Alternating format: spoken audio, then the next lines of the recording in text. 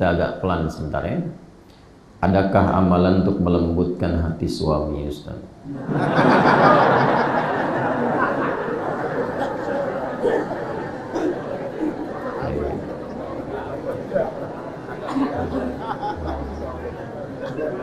Ibu ya, agar berhenti main game dan merokok.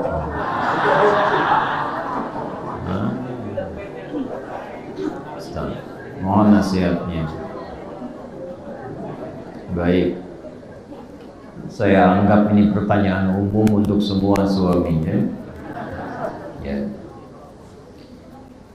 Yang pertama,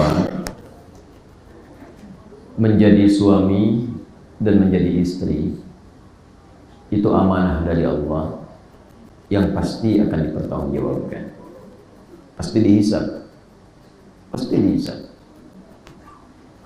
Ya, menjadi single saja, single katanya lebih halus dibanding jomblo. Menjadi single saja dihisab, apalagi berkeluarga, suami dan istri. Apa yang dihisab dari suami, apa yang dihisab dari istri? Pertama, kita diminta diingatkan dulu, diingatkan oleh Al-Quran, bisa surah 66 At-Tahrim di ayat yang ke-6. Ya ayyuhalladzina amanu qu anfusakum wa ahlikum.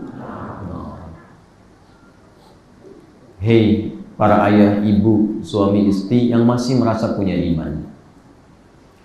Begini cara bacanya. Kalau ada ayat dibuka dengan kalimat iman, berarti keimanan kita dipertaruhkan. Ingat itu ya. Semakin kita semangat menunaikan informasi di ayat itu, menunjukkan imannya kuat. Semakin lemah, imannya lemah. Tidak dikerjakan, bermasalah imannya. Contoh, sholat itu dibuka dengan kata iman. Alladzina yu'minuna bil ghaibi wa yuqimunas shalah. Bahkan sholat disebut iman. Al-Baqarah 143. Wa ma kana Allahu liyudhi'a imanakum. Allah tidak akan menyia-nyiakan iman yang membimbing engkau sholat. Artinya apa? Semakin semangat sholat menunjukkan imannya kuat. Bukan hanya fardu, sunnah dia kejar. Rawatib, mutlak, sampai ke malam tahajud, itu menunjukkan imannya tinggi. Bahkan kalau di surah keempat An-Nisa ayat 103, semakin tinggi iman, semakin tahu waktu sholat. Tahu dia. Ya? Inna salata kanat 'alal mu'minina kitaban mawquta. Terjemah bebasnya, orang beriman itu tahu waktu sholat. Saking tahunya, sebelum sholat sudah siap-siap. Kan ada iman standar tuh. Iman standar tuh yang Al-Anfal ayat kedua. Innamal mu'minuna alladzina idza dzukirallahu wajilat qulubuhum. Orang yang beriman, imannya standar itu, standar. Kalau disebutkan nama Allah, ingat Allah. Hati bergetar, ingat Allah. Kapan disebutkannya? Saat azan, menunjuk sholat. Ya, tadi subuh jam berapa?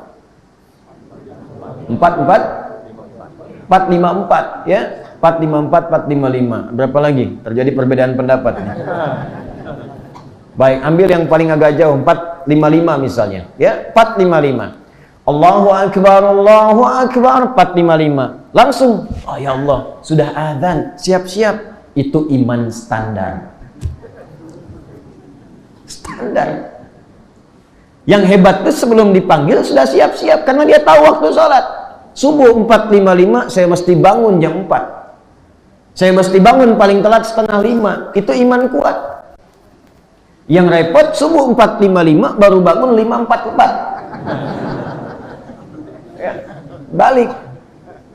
Nah, jadi kalau kita ingin berkata dulu, kita ambil teori dasarnya dulu. Kalau dibuka dengan kata iman, amalannya menentukan tingkat keimanan. Ada iman yang ditempatkan di keluarga. Contohnya tadi, dibuka dengan kalimat iman. Ya ayyuhalladzina amanu. Hei semua orang yang merasa telah punya iman.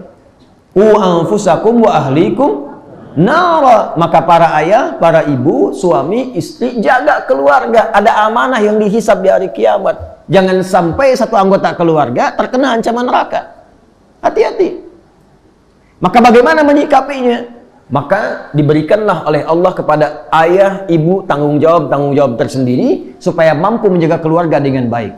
Untuk ayah, untuk suami, misal Quran surah keempat An-Nisa ayat 34. Pelan-pelan, lihat baik-baik. Ar-rijalu qawwamuna 'alan nisa bima faddalallahu ba'dahum 'ala ba'dhin wa bima anfaqu min amwalihim. Suami-suami itu ditunjuk, diamanahi oleh Allah dengan dua tugas pokok. Satu, melindungi, merawat, memanage keluarganya, memimpin keluarganya.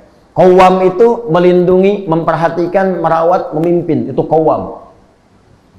Punya tugas perlindungan.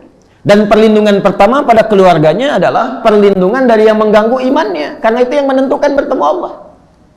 Jangan sampai nanti ada anggota keluarga lemah iman, lemah ilmu. Harta itu nomor 3. Lemah iman, lemah ilmu, lemah harta. Itu yang dimaksud Quran surah 4 di ayat ke-9. وَلْيَخْشَى الَّذِينَ لَوْ تَرَكُوا مِنْ خَلْفِهِمْ ذُرِّيَّةً ضِعَافًا. Para ayah itu mesti takut, ibu mesti khawatir kalau meninggalkan anak-anak lemah. Lemah apanya? Iman. Tahu dari mana itu? Lanjutkan ayatnya. Falyattaqullah, bertakwalah kepada Allah. Lemah takwanya. Bertakwa kepada Allah, takut karena akan dihisab. Ya. Hati-hati, Anda cari uang banyak, kumpulkan, begitu anak disekolahkan di tempat yang tidak mengenal Allah, di tempat yang nggak pernah ngajarin sholat, nggak pernah baca Quran, cita-cita masuk surga, Firdaus lagi. Gimana? Ya, siapkan, optimalkan. Karena itu Allah memberi pesan, lindungi keluarga, lindungi anak-anak. Yang pertama apa? Lindungi dari ancaman neraka saat pulang. Kalau di dunia, nih maaf ya, Anda di rumah tiba-tiba, na'udzubillah ya, ini contoh saja. Tiba-tiba ada kebakaran misalnya, anak tertidur.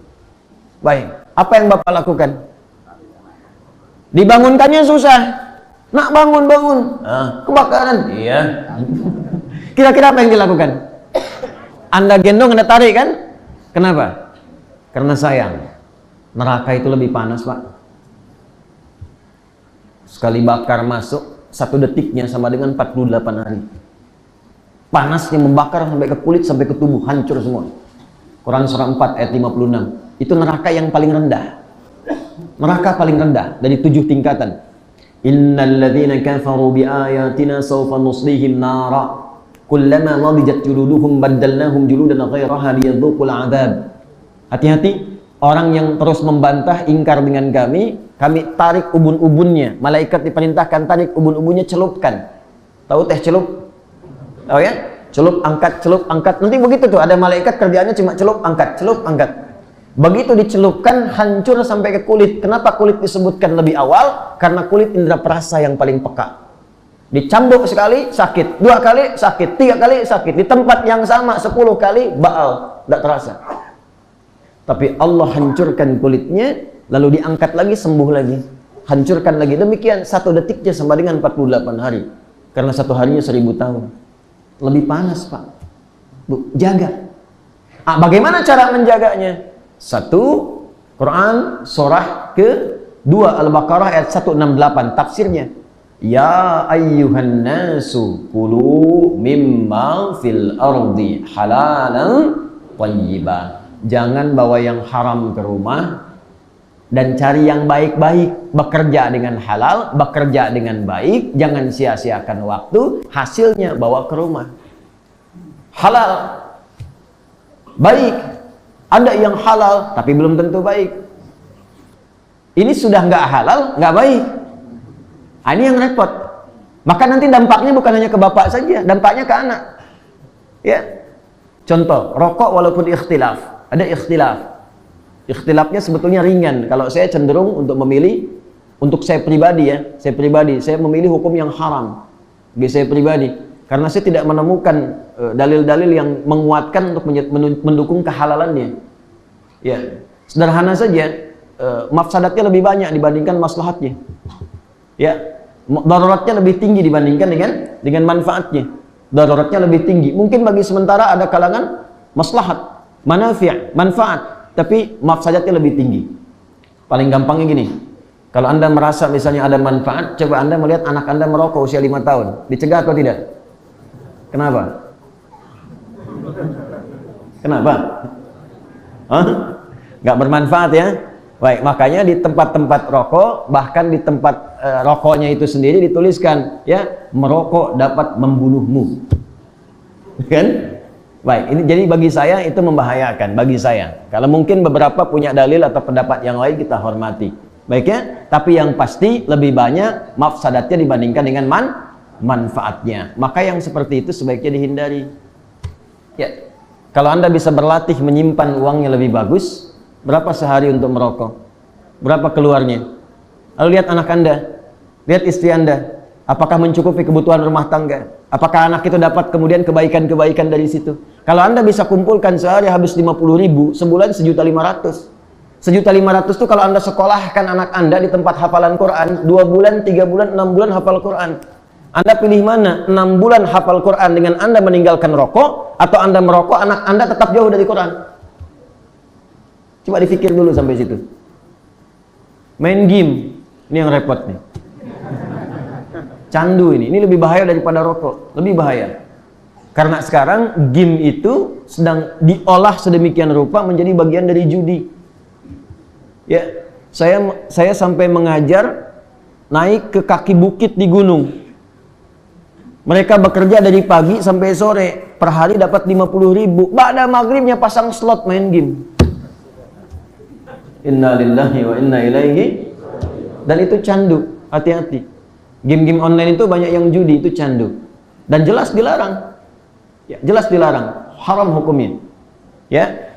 Bahkan kalaupun tidak ada judinya di dalamnya, tapi menjadikan diri kita pribadi, mohon maaf, lalai dengan kebaikan, lalai dengan perhatian, hukumnya bisa haram.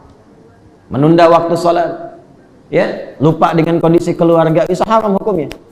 Karena itu, hal yang pertama dihadirkan pada diri kita, pertama maaf, ketika Anda menjadi bagian dari anggota keluarga, yakinlah bahwa itu akan dihisab. Nanti akan ditanya, apa peranmu ketika anakmu tidak mengaji? Apa peranmu ketika anakmu tidak sholat? Jelas ya? Saya mohon maaf kalau kalimatnya terasa lebih tegas, lebih kuat. Karena biasanya kalau saya tegas itu sesuatunya sangat penting. Sehingga tidak memberi celah bagi kita untuk banyak lalai dan terlalu santai dalam menyikapi itu semua. Karena tantangan hari ini besar Pak Bu. Ya, kata Nabi akan tiba satu masa. Mohon maaf ya, ini bahasa tafsirnya yang paling gampangnya, tantangannya tidak mudah. Ya, la taqumus sa'atu, akan dekat-dekat ke waktu kiamat, maksudnya kiamat-kiamat tanda-tanda yang ujungnya nanti kubra. Di antaranya apa? Taqarrubuz zaman, waktu semakin cepat. Taqtaribul aswaq, pasar mudah diakses. Dulu ibu berangkat pakai ojek ya, pakai angkot datang ke pasar belanja. Sekarang tinggal akses handphone, klik datang. Tapi di masa itu cirinya kata Nabi yang tasyirul fitan, fitnah menyebar banyak. Yang baik jadi buruk, buruk jadi baik, ya. Kesalahan-kesalahan dianggap benar, maksiat terjadi di mana-mana, yang tasyirul kadzib. Menyebar banyak dusta, bentuknya beraneka ragam. Dan di situ banyak ujian-ujian. Teknologinya semakin berkembang, fitnahnya semakin banyak. Ya, sekarang ceramah saja bisa diedit. Ya. Sesuai dengan keinginan orang-orang yang bikin. Kadang-kadang demikian. Makanya hati-hati. Ya, nah, dan di kondisi itulah tantangan lebih besar. Kata para ulama, minimal jaga diri dari maksiat. Maka itu bertakwalah kepada Allah. Kalau sedang main game, ingat-ingat akan dihisab nih. Ya.